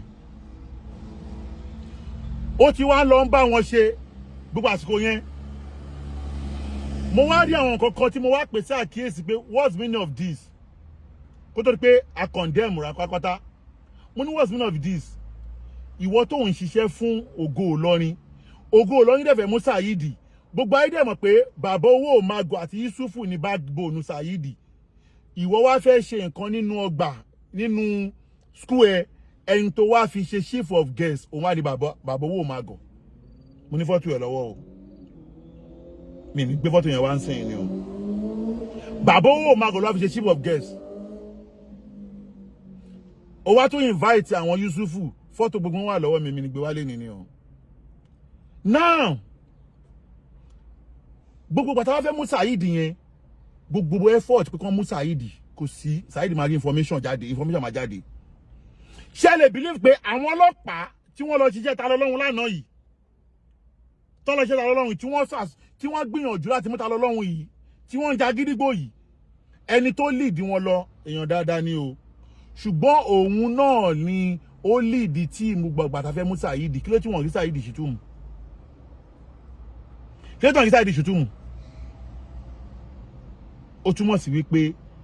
internal èèyàn kan Gbabode fún lọ ni ẹ jẹ́ wá gbé yín débẹ̀ ihun tí wọ́n wá fi àṣeyọrí eléyìí ṣe wá ni pé ṣe wá rí ihun tí wọ́n wá lọ ṣe lánàá yẹn bó ṣe lọ attack ta lọ mí ní ta lọ́lọ́run ṣe èrè o má ṣì mí gbọ́ o mí ní ta lọ́lọ́run ṣe èrè o ẹ̀rẹ̀kẹ́ mi ti sọ̀rọ̀ Sunday Igboho o ṣùgbọ́n gbà tí wọ́n fẹ́ lọ mú ta lọ́lọ́run kí ló fa sábà tó fẹ́ mú ta lọ́lọ́run Saheed Shittu náà ló wà lábẹ́ pé kan lọ mú ta lọ́lọ́run kódà gbogbo owó mobilization pátá tí wọ́n ná Saheed Shittu ló provide ẹ̀ kódà àkáǹtì àjàsà lówó yẹn dé sí tó bá ní mo tún parọ́ tún challenge mi ó máa yẹ ẹlẹ́gbẹ́ àmọ́jọ́ kó àkáǹtì ẹ̀ lówó dé sí àkáǹtì àjàlá lówó dé sí bí àjàsà bá láàrin mi I don't know àkáǹtì yẹn lówó dé sí Saheed Shittu ló mobilize wọn kí wá ló dé tó fi Saheed fi ṣe Ìlọrin náà máa fi fún ara eléyìí Saheed Shittu ń bá Ìlọrin jà torí pé kan tí Ìlọrin ṣe fún ó ń dùn ó wá mọ̀ọ́mọ̀ fẹ́ fi ta lọ́lọ́hun ó fẹ́ fi dá wàhálà alẹ́ máa dáriwo lè kàn lè máa àtáàkì Ìlọrin ó wá ń lo àwọn ọmọ Ìlọrin láti pé kàn máa bá ta lọ́lọ́hun jà ó ń lo US mom ó ń lo àjàsá pé káwọn máa lọ bá ta lọ́lọ́hun jà mi ò ní ta lọ́lọ́hun ṣe èrè o ṣùgbọ́n Saheed ṣe ohun tó wọ́ọ̀sì ju ta lọ́lọ́hun lọ Saheed ṣe ohun tó wọ́ọ̀sì ju ta lọ́lọ́hun lọ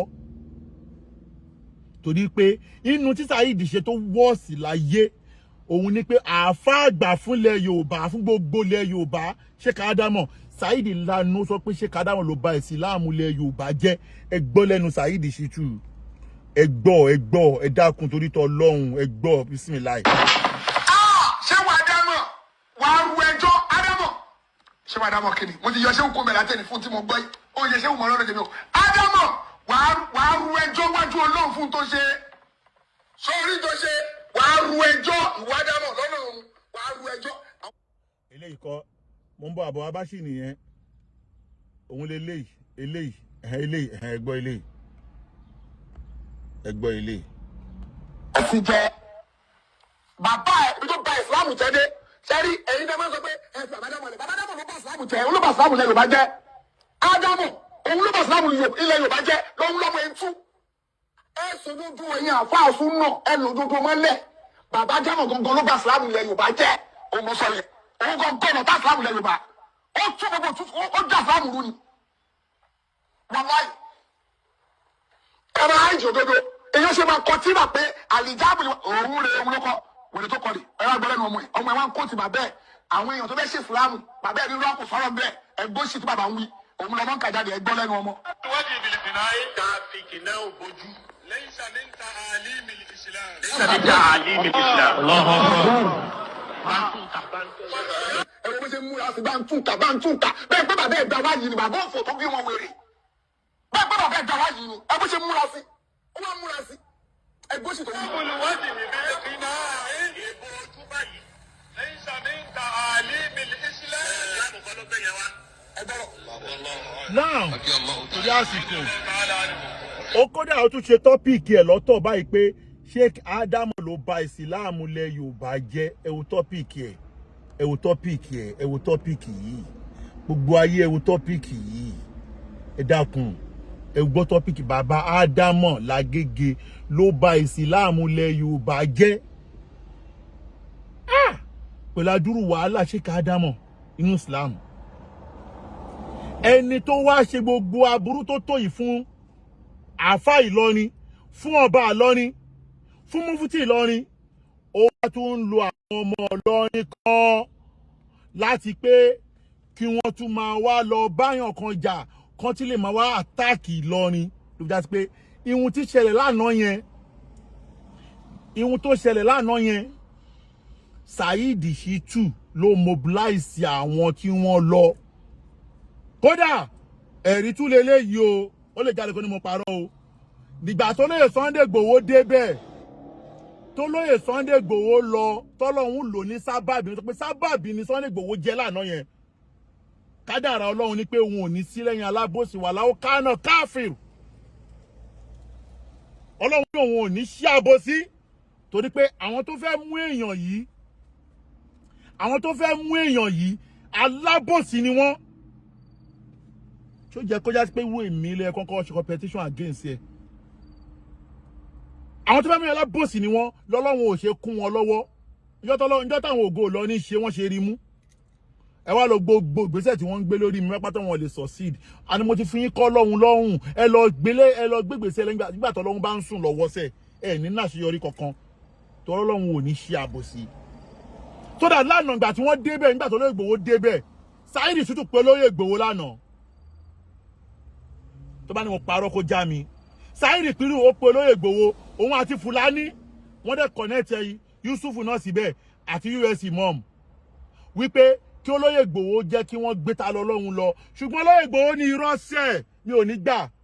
ẹ ní gbé lọ torí pé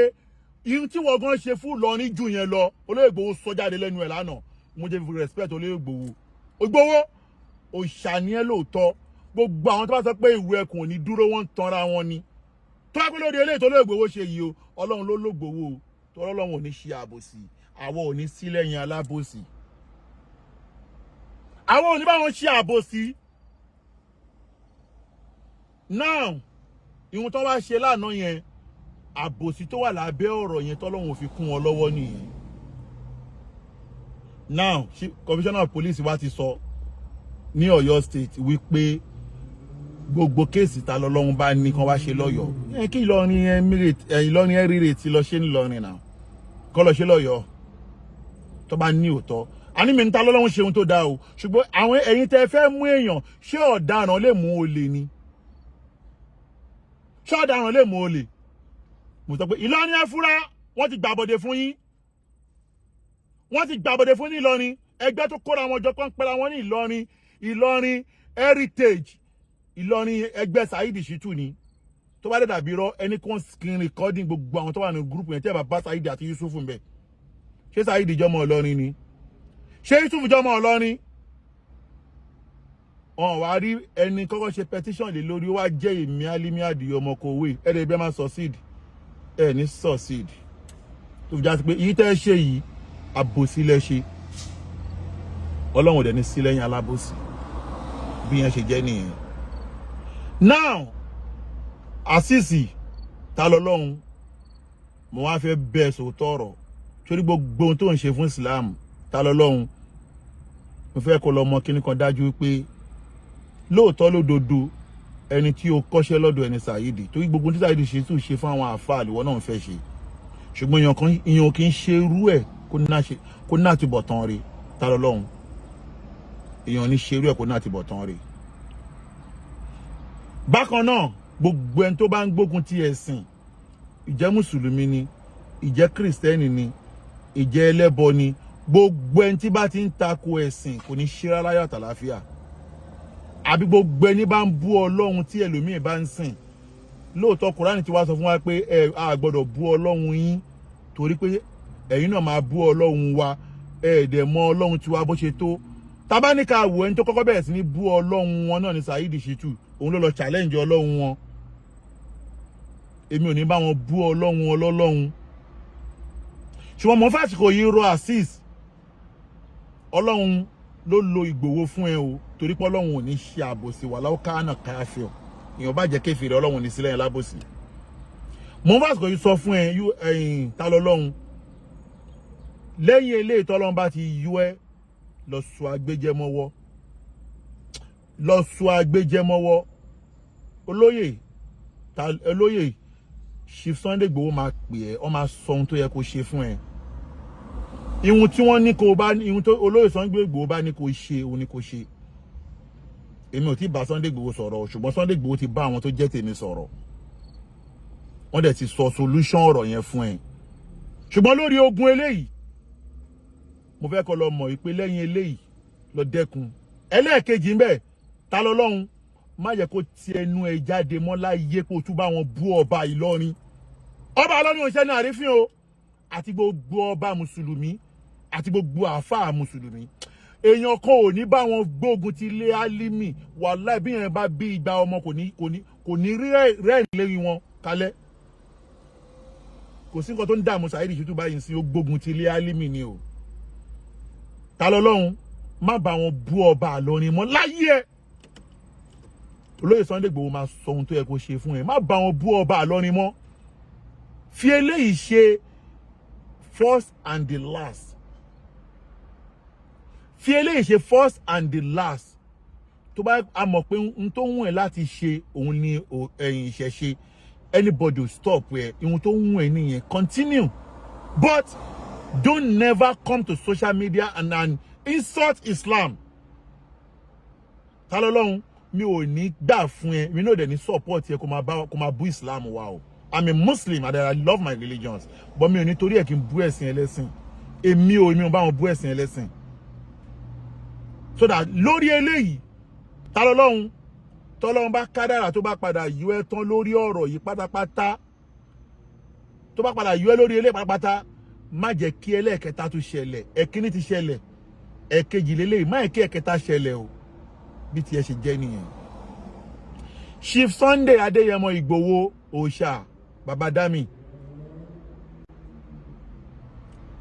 I swear my salute. You know I love you from beginning. You know that I love you. And I know I'm loyal to you. But ẹni tó kó wàhálà tó dá wàhálà lẹ̀ láàrin wa náà ni Saheed. Ẹni tó dá wàhálà lẹ̀ láàrin wa. But alhamdulillah pé Olúọmọ ti parí ẹ̀. Olúọmọ ti parí ẹ̀, ọ̀gá ti parí ẹ̀.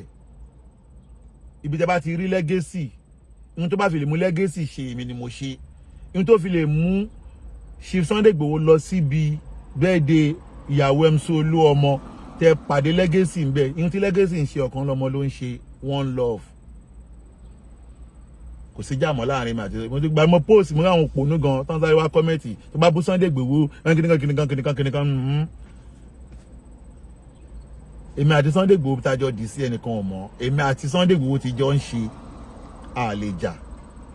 ṣùgbọ́n lóye Sunday Igboho Yorùbá ní tíyàn bá ṣubú ìyàn àwòwájú tíyàn bá bọ́mọdé bá ṣubú àwòwájú tó àgbàlagbà bá ṣubú àwẹ̀yìn bọ̀ tó ńlá káyè bá ṣubú ihun tó gbé ṣubú yẹn ló kọ́kọ́ máa wò legacy ló ní ọ̀rọ̀ yẹn legacy ni tí ọmọdé bá ṣubú iwájú ló máa wò tí àgbàlagbà bá ṣubú ẹ̀yìn ló máa wò ṣùgbọ́n tó ní làákàyè bá ṣubú ó máa wo ohun tó gbé ṣubú bàbá Sunday Igboho kí ló kọ́kọ́ gbé yín ní ìṣòro pẹ̀lú àwọn mùsùlùmí lákọ̀ọ́kọ́ Saheed Shittu ni o Saheed Shittu ni o mo mọ̀ pé gbà tẹ́ dé ìyá kẹsẹ̀ tí you are welcome mo rí pé ń dọ́gbọ́n ẹ̀ àfọ́ ìdẹ̀ tó mọ̀ wọ́n ti jọ́ tó wá sọ́dọ̀ yín àkọ́kọ́ tó kọ́ wá ẹ̀ jẹ́ kó rí yín ẹ̀kejì tó máa wá tó wá lálẹ́ tó wá wá sùn mo rí pé jọ́ yẹn ó fẹ́ ṣe fídíò náà gba yín ẹ̀ gbà fún jẹ́ ló bù ìyá kẹsẹ̀ tó sọ̀rọ̀ ìyá kẹsẹ̀ tì ni wọ́n lé lọ sí ìdí mọ́tò kó lè mọ̀ gbogbo ẹ̀ ni mo gbọ́ wọ́n lé lọ sí ìdí mọ́tò kó lọ ń ṣe fídíò yẹn lẹ́yìn mọ́tò kò fẹ́ kọ́ mọ̀ pé Sunday lòún wà ìyá kẹsẹ̀ tì ló bú jọ́ yẹn ṣùgbọ́n mo rí pé àwọn èèyàn sọ pé máa kọ́ mọ̀ pé Sunday Igboho ló wà o máa kí Saheed Shittu bà dignity yín jẹ́ ẹni pé ńgbà tí US mọ̀mù náà kọ́kọ́ jáde tó pariwo ọ̀rọ̀ Sunday Igboho kìíní kan Saheed náà ló pé yìí òun náà ló pé US mọ̀mù lẹ́bàá fi mọ̀ pé Saheed Shittu yìí náà ló ń ṣe ògùn àfẹ́ẹ̀rí fáyán òun náà ló ń ṣe àrìnà kò fàdìyẹ lẹ́yìn mùsùlùmí ẹ̀yin tí ẹ jẹ́ ọmọ Ọlọ́rin tí wọ́n ń lò lẹ́gbọ́dọ̀ nílàkàyè yín ò ṣe pé èmi ò against ìlú ẹkùn o ṣùgbọ́n Saheed náà ló pé wọn ló pé US mọ̀mù ló pé Àjàsá òun ni ọ̀rọ̀ tí US mọ̀mù sọ ń bí báyìí ọ̀rọ̀ tí US mọ̀mù sọ ń bí báyìí ipe Saheed ló pé àwọn ọ̀rọ̀ yẹn ti ẹ̀dà náà ṣé mo fi ọ̀rọ̀ yẹn sí bí báyìí ṣé mo rántí fọ̀rọ̀ yẹn sí bí báyìí ṣá I don't know mi rántí fọ̀rọ̀ yẹn jẹ́ kí n wò ná bí ọ̀rọ̀ yẹn wà bí báyìí so that but mo fẹ́ sọ kí ni kan fún yín Sunday Igboho ṣé ti rí inú mi dùn pé èyí tó ṣẹlẹ̀ lánàá yìí náà ẹ̀yin náà ti sòótọ́ ọ̀rọ̀ fún wípé ihun tó ṣe wọ́ọ̀sì ju ta lọ́lọ́run lọ. Sunday Igboho Ọlọ́run ò ní bà kàríà yín jẹ́, Ọlọ́run ò ní bà lámọ̀rin yín jẹ́. Ṣé tí ẹ bá ti ń gba Saheed láàyè nínú ayé yín, Sunday Igboho Saheed á bà ohun tó pọ̀ jẹ́. Saheed á bà ohun tó pọ̀ jẹ́ bàbá Sunday Igboho. Gbogbo ẹ bá nífẹ̀ẹ́ Sunday Igboho ẹ sọ fún lóyè Sunday Igboho kó yẹra fún Saheed. Gbogbo ẹ bá nífẹ̀ẹ́ Sunday Igboho ẹ bá Sunday Igboho sòótọ́ ọ̀rọ̀. Ẹ gbogbo báyẹn bọ́lẹ̀ Sunday Igboho yẹn sìn. Gbogbo àwọn tíìmù Saheed ràn bọ́lẹ̀ Sunday Igboho olórí burúkú rẹ̀ wá dákẹ́ lórí péjì ẹbí pé wọn mọ̀ kankan pa ẹ̀. Ẹ lọ fake page tó ń lò. Fake page tó ń lò ibẹ̀ lẹ ti máa rí tí wọ́n ti ń sọ̀rọ̀ Sunday Igboho. Ẹ gbọ́ ohun tí useless ìkànnà àwọn lọ́ọ̀yà àwọn tó sọ sí Sunday Igboho. Ẹ gbọ́ ohun tí Liberty Stadium tó sọ ní Sunday Igboho. Inú wọn ni o Saheed tuntun wá dọ́gbọ́n mórí mu pé òun ò mọ̀ kankan pa ẹ̀. Gbogbo àwọn tó ń bú Sunday Igboho Saheed lọ́wọ́ lábẹ́ o. Saheed lọ́wọ́ lábẹ́ o. Ṣùgbọ́n wá dọ́gbọ́n dákẹ́ lórí péèjì ẹ̀ kò sọ̀rọ̀. Ó wá ń lo fake péèjì ẹ̀ láti máa fi boost àwọn tó ń bú Sunday Igboho. Ẹ gbọ́ nǹkan tí Liberty Stadium sọ fún Sunday Igboho. Ẹ gbọ́. Ẹ máa gbọ́ o.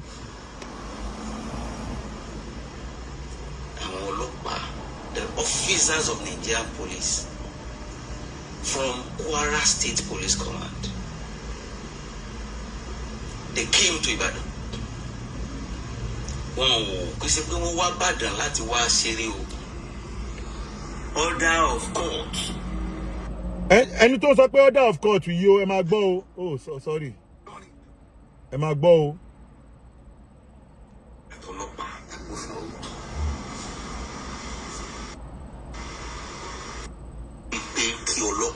Arrest based on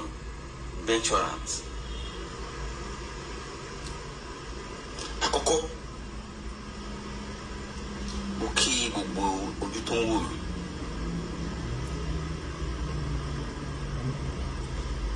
Òfin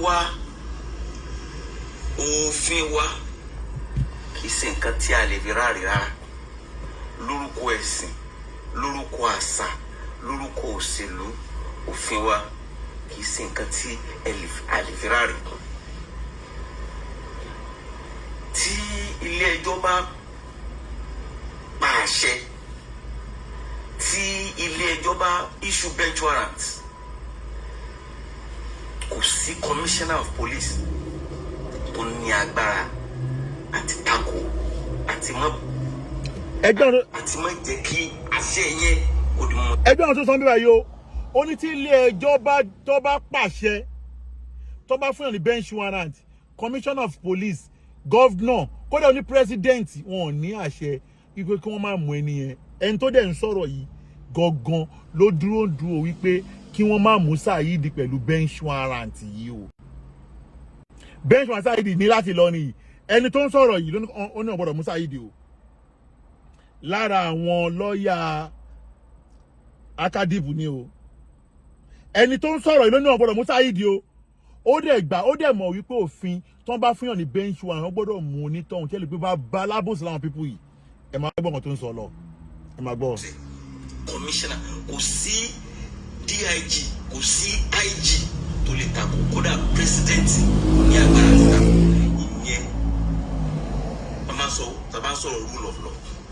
Ṣé ń gbọ́? Tàbá ń sọ̀rọ̀ òfin pé kán fi òfin mú yàn pẹ̀lú bench warrant, àwọn pípù yàn ọ̀dẹ̀ kan mú Saheed. Ẹ wá gbọ́ wọn tó sọ nípa olóyè Sunday Igboho, ẹ jẹ́ forward ẹ̀. Ẹ gbọ́. The DSS must carry out that order. That is the spirit of the Constitution of the Federal Republic of Nigeria. Igboho kọjá yàrá ẹ. Ṣé ń gbọ́? Àjẹ́ kí n sòótọ́ fún ẹ. Kí n sòótọ́ fún ẹ. Ọlọ́run fọwọ́ ara rẹ̀ gbé lọ sí kóòtù nílọrin. Ìwà àtàmọ̀tẹ́kùn. Wàláì tàláì wàláì mo wà nínú yẹn tó nífẹ̀ẹ́ pọ̀. Mo wà nínú yẹn tó nífẹ̀ẹ́ dáadáa ní dáadáa. nífẹ̀ẹ́ àmọ́ ní ọ̀dọ̀ mi ọ̀tẹ̀. tí a ń gbọ́. sórí ọmọ tí o gbalẹ̀ kọ́ńtínà ẹ̀ẹ́dẹ́sẹ̀ jẹ́sìn fi owó ara ẹ̀ bí ọmọ yẹn lọ sí kóòtù náà. gbogbo kọmíṣánná tó pè yẹn wọn kọjá yẹn tí a challenge pẹ̀lú òfin wọn kọjá yẹn tá petition ó get àwọn kọmíṣánná tó pè. In fact fídíò yìí wà lórí lára àwọn péèjì Saidi tẹ báyìí bó ṣe yàkàyàkà Sunday Igboho so that Sunday Igboho Saidi ò kì í ṣe ọ̀rẹ́ yín òun ṣe ọ̀rẹ́ yín so that ẹ yẹra fún Saidi. Ìwọ tó sọ̀rọ̀ ń bẹ̀rẹ̀ lọ gbọ́ fídíò mi láti ilẹ̀ wa mọ̀ nǹkan tí ó fà á tí mo fi ń support tí Sunday Igboho ṣe. Àwọn tí wọ́n fẹ́ mú ta lọ lọ́hùn àbòsí ni wọ́n fẹ́ ṣe. Nídìí eléyìí ẹ̀yin tẹ́ bá nífẹ̀ẹ́ lórí Sunday Igboho ẹ bá Sunday Igboho sòótọ́ ọ̀rọ̀ kó yẹra fún Saidi. Ìhun tó bá gbé ní ṣubú lákọ̀ọ́kọ́ kó gbọ́dọ̀ gbé ní ṣubú lẹ́ẹ̀kejì o. Kó gbọ́dọ̀ gbé ní ṣubú lẹ́ẹ̀kejì o. Kó gbọ́dọ̀ gbé ní ṣubú lẹ́ẹ̀kejì. Sunday Igboho tẹ́ gbé dání ju gbogbo yẹn lọ yàtọ̀ tí Saidi ṣe ti rí gbogbo àwọn ta lọ lọ́hùn àǹkó yìí náà gbogbo ẹni tẹ́ bá ti rí pé ó ti ń sọ̀rọ̀ against ẹ̀sìn Sunday Igboho ẹ yẹra fún. Gbogbo ẹni tẹ́ bá ti rí pé ó ti ń àtáàkì ẹ̀sìn Sunday Igboho ẹ yẹra fún. Ìhun tẹ́ gbé dání jù bẹ́ẹ̀ yẹn lọ o. Ìhun tẹ́ gbé dání jù bẹ́ẹ̀ yẹn lọ o. Gbogbo ẹni tẹ́ bá nífẹ̀ẹ́ Sunday Igboho ṣé tí Sunday Igboho ṣe lánàá yẹn ìhun tẹ́ ká wá sọ̀rọ̀ báyìí ni pé àwọn tó fẹ́ mú ta lọ Ọlọ́run ò sí lẹ́yìn àbòsí ni o. Ọlọ́run ò sí lẹ́yìn torí pé nítorí ẹ̀ ń tọ́ gbé ẹgbẹ́ yẹn dání lé lórí mo ti sọ lọ́wọ́ bẹ̀rẹ̀ gbogbo àwọn tó kóra wọn jọ tí wọ́n support Saidi Shittu àwọn Fúlàní àwọn Yusufu àwọn US mọ́mù àwọn gbogbo wọn ni wọ́n kóra wọn jọ ni wọ́n dá ẹgbẹ́ tí wọ́n ń pè ní heritage yẹn sílẹ̀. Àwọn ọmọ Ọlọ́run tó wà bẹ́ẹ̀ tó mẹ́wàá wọ́n wá fi Saidi Shittu sínú WhatsApp group wọ́n fi Yusuf Adépọ̀jù sínú WhatsApp group wọ́n tún fa àwọn olùmíì síbẹ̀ tó ń ṣe ọmọ Ìlọrin. Ìyẹn ló yẹ ká sọ̀rọ̀ báyìí o. Tó bá já sí pé kò lọ já sí wípé bó ṣe rí yìí Sunday Igboho àwa náà ò ní gbà kẹ́ bá wa dá sọ̀rọ̀ ìsìláàmù mọ́ o. Nídìí eléyìí gbogbo àwọn tó bá ti ń bú ìsìláàmù wa Sunday Igboho ẹ má ní nǹkan kan ṣe pẹ̀lú wọn o. Ẹ má ní nǹkan kan ṣe pẹ̀lú wọn o. Ìta sọ yìí Ọlọ́run rà níyàn wa o. Ṣùgbọ́n lẹ́yìn eléyìí tá bá wá rí pé àrí changes tọ̀ gbogbo ayé máa rí pé àjẹ̀bi o. Kọ́lọ́máṣáláì bá mi wà pẹ̀lú yín o. Kọ́lọ́máṣáláì wà pẹ̀lú yín o. Kọ́lọ́má mi wà pẹ̀lú yín o. So that gbogbo Ìlọrin lẹ́ẹ̀kan sí Ẹfunra o. Wọ́n ti gbàbọ̀dé fún Ìlọrin o. Wọ́n ti gbàbọ̀dé fún Ìlọrin o. Wọ́n ti gbàbọ̀dé fún Ìlọrin o. Àwọn tó náà wọ́n kóra wọn jọ Saidi Shittu ló ń kó wọn jọ òun dẹ̀ ló ń sponsor group yẹn. Kódà àwọn tó lọ mú ta lọ lọ́hùn lánàá Saidi Shittu ni ó mọ̀ fẹ́ jẹ́ kí wọ́n máa wá bú Ìlọrin ni o. Ṣètánà ta lọ lọ́hùn mú ó fẹ́ jẹ́ kí wọ́n máa drag Ìlọrin kó máa drag ọba Ìlọrin defined and rule ló ń lò fún wọn lọ ni o. But àwọn ọmọ Ìlọrin yẹn ò gbọ́n. Àwọn ọmọ Ìlọrin yẹn ò gbọ́n. Saidi ló defined and rule fún ẹbọ́ yẹn pariwo Ìlọrin báyìí. Ẹbọ́ yẹn pariwo Ìlọrin tí Saidi fẹ́ kó ṣẹlẹ̀ dé ẹ lọ wo rí page ẹ̀ ó dákẹ́ ni. Ó dákẹ́ síbẹ̀ kò sọ̀rọ̀. Kò sọ̀rọ̀. Otherwise gbogbo tó ń ṣẹlẹ̀ yìí òun ló wà behind it. Wallahi ta'ala òun ló wà behind it. Wallahi òun ló wà behind it. Tó bá ní pé irọ́ ni ẹni kò jáde. Àwọn tó dẹ̀ pẹ̀lú àwọn ní heritage yẹn kò jẹ́ mírètì o. Heritage yẹn àwọn tó pẹ̀lú àwọn heritage yẹn ẹni kí wọ́n jáde pé wọn competition against mi lọ sí Àbújá. Kán wá sọ ohun tí mo ṣe fún wọn. Àbí kán dẹ̀ sọ pé inú group wọn WhatsApp group wọn Saidi ò sí wọ́n lè sáré lọ yọ but ẹni kan screenshot WhatsApp group wọn